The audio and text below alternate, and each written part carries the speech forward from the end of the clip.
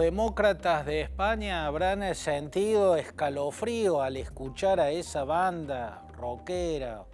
o no sé qué, que en el acto de Vox, esta agrupación política ultraconservadora de España,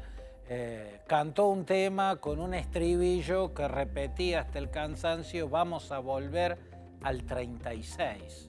vamos a volver al 36.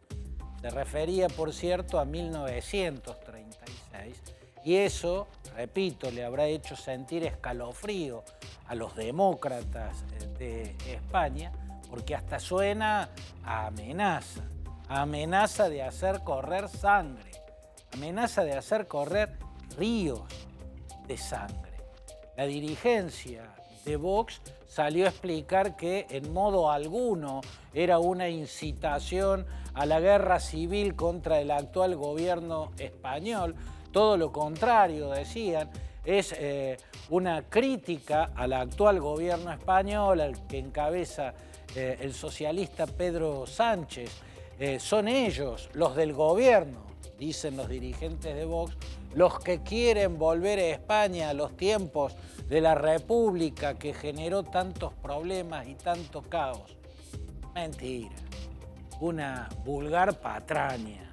bastante estúpida incluso, porque si hubieran querido decir en esa canción lo que los dirigentes de Vox dicen que se quiso decir, entonces no hubieran dicho volver al 36, hubieran dicho vamos a volver al 31, porque fue el 1931 que comenzó la llamada Segunda República tras la caída de la monarquía que por ese entonces encabezaba el rey Alfonso XIII. Si dijo vamos a volver al 36, se está refiriendo a 1936, que es el año en que el general Francisco Franco se levantó en rebelión golpista en los cuarteles españoles en el norte de África, iniciando la guerra civil, una guerra civil que duró 3 años, que hizo correr ríos de sangre, que implicó la peor tragedia en la historia de España y que terminó en 1939 con el triunfo del ejército de Francisco Franco aplastando a los republicanos y poniendo fin a esa experiencia republicana, a la vez iniciando una dictadura que duraría largas y oscuras décadas en España hasta que tras la muerte de Franco se fue recuperando la transición hacia la democracia en España, la que goza hoy España. Bueno, en esta democracia apareció un partido ultraconservador que en este acto acaba de mostrar explícitamente su adhesión a lo que fue el franquismo. Repito, miente la dirigencia de Vox al decir que lo que quiere criticar la canción es al gobierno de Pedro Sánchez por intentar volver a crear un gobierno de aliados de izquierda y anarquistas que llevó a España al caos. Si hubieran querido decir eso, hubiesen dicho el estribillo, vamos a volver a 1931. Lo que está diciendo el estribillo es, vamos a volver al año en que se levantó el generalísimo, como lo llamaban, Francisco Franco en los cuarteles del norte de África, iniciando esa sangrienta guerra civil que destruyó a España por dentro. Verdaderamente un acto explícito de amenaza y de adhesión a lo que fue la versión española del fascismo. Mejor dicho, el franquismo es, desde mi punto de vista, la encarnación personalista, o sea, la encarnación en una persona de la ideología que sería la versión española del fascismo, el falangismo. El falangismo, desde sus ideólogos, Primo de Rivera, era una suerte de mezcla de ultranacionalismo y ultracatolicismo. España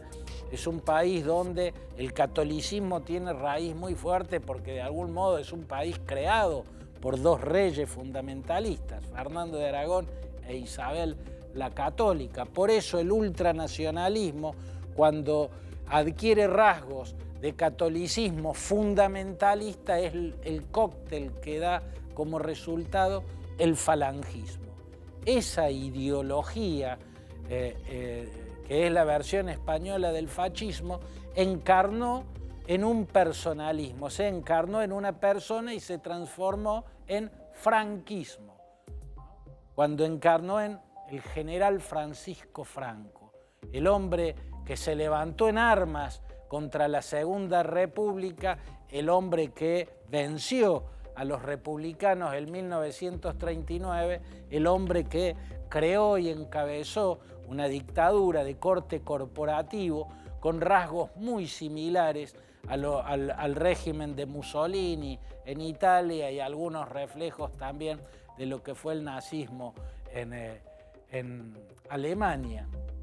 La cuestión es que no había tenido un heredero ideológico directo desde hacía muchos años el franquismo. Había sido el continuador ideológico del franquismo Manuel Fraga Iribarne, un político gallego ultraconservador que había sido ministro de la dictadura de Franco y luego creó Alianza Popular, ¿no? Alianza Popular era el partido neofranquista, pero ese partido empezó a trastocar hacia la democracia liberal, empezó a abrazar la democracia liberal, comprometerse con la democracia liberal, comprometerse con el Estado de Derecho, que implica una democracia pluripartidaria, y en ese trance es que se transformó en el Partido Popular, comúnmente llamado por su sigla, el PP. El PP ya no tiene nexos con el franquismo. Si se quiere, en un pasado remoto de esta fuerza política está Fraga Iribarne y por detrás está Franco. Pero el camino de transformación lo democratizó totalmente hasta el punto de haber roto su lazo con ese pasado autoritario. Entonces, después de un par de décadas de democracia sin expresión franquista, apareció Vox. Vox, a diferencia, por ejemplo, de Fratelli d'Italia, el partido de Giorgia Meloni, que hacían el saludo romano, que es el saludo de los fascistas italianos y de los nazis alemanes, y también de los franquistas en el tiempo de Franco, hasta que hace un par de años, cuando empezó a levantar en las encuestas, Giorgia Meloni dijo, así no se saluda más, y se acabó el saludo romano, y empezaron a maquillar las gesticulaciones y a bajarle el tono al discurso. La verdad es que Vox nunca había hecho el saludo franquista, que era el mismo de los nazis y de los fascistas, nunca había tenido esas gesticulaciones, era mucho más presentable, su dirigencia era mucho más presentable, pero en los últimos actos ha empezado a tener, a hacer esa catarsis de expresión explícita de su raíz ideológica. Y acá llegó ese punto casi obsceno de hacer cantar una canción cuyo estribillo repite como un disco rayado, vamos a volver al 36. Habrá muchas cosas que cuestionarle al gobierno de Pedro Sánchez. Yo cuestiono esa alianza con Podemos, una fuerza de un izquierdismo que no tiene un claro abrazo a la democracia liberal, a la del Estado de Derecho y el sistema pluripartidista. Más cuestionables aún son esas alianzas ocasionales que va haciendo con Esquerra Republicana de Cataluña y peor aún con Bildu. Con Esquerra Republicana todavía son acuerdos lógicos, pero Bildu es una fuerza extremista, es el ultranacionalismo vasco. Bildu es un heredero que ha tenido muchas mutuaciones, pero heredero al fin de la Euskaditas Katasuna, o Patria Vasca y Libertad, más conocido por su sigla, ETA.